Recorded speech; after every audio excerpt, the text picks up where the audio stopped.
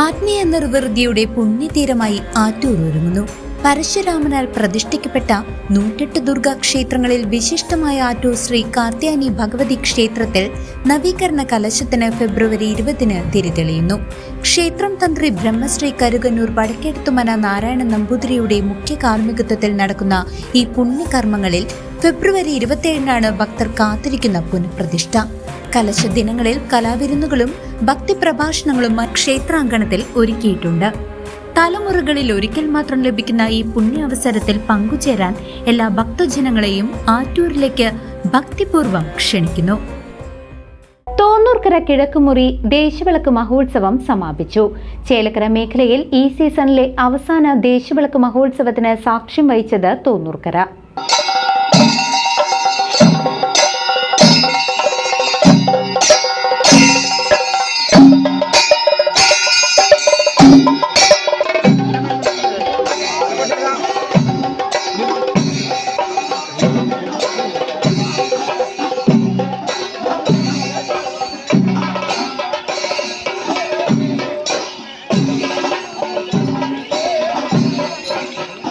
ആത്മീയ ചൈതന്യം വിളിച്ചോതി തോന്നൂർക്കര കിഴക്കുമുറി ദേശവിളക്ക് മഹോത്സവം ഭക്തി നിർഭരമായി ആഘോഷിച്ചു.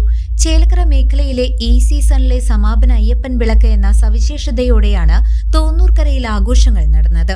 കുറുമല അയ്യപ്പൻകാവിൽ നിന്നും ആരംഭിച്ച വർണ്ണാഭമായ എഴുന്നള്ളിപ്പ് നാടിന് നയന മനോഹരമായ കാഴ്ചയായി. നിരവധി താലപ്പൊലികൾ, വാദ്യമേളങ്ങൾ, ഉടുക്കുപാട്ട് എന്നിവയുടെ അകമ്പടിയോടെയാണ് എഴുന്നള്ളിപ്പ് നീങ്ങിയത്. മണങ്ങാട്ടിൽ മണികണ്ഠനും സംഘവും അവതരിപ്പിച്ച ഭക്തിസാന്ദ്രമായ ഉടുക്കുപാട്ടും വിളക്ക് കർമ്മങ്ങളും വിശ്വാസികൾക്ക് സവിശേഷമായ അനുഭവമായി.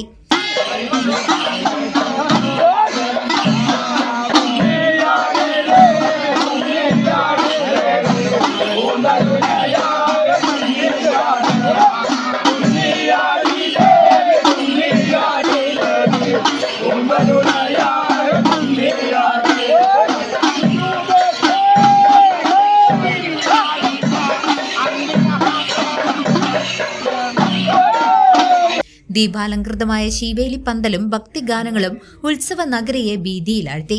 രാത്രി 8 മണിയോടെ നടന്ന വിപുലമായ പ്രസാദൂട്ടിൽ 100 കണക്കിന് ഭക്തജനങ്ങൾ പങ്കെടുത്തു.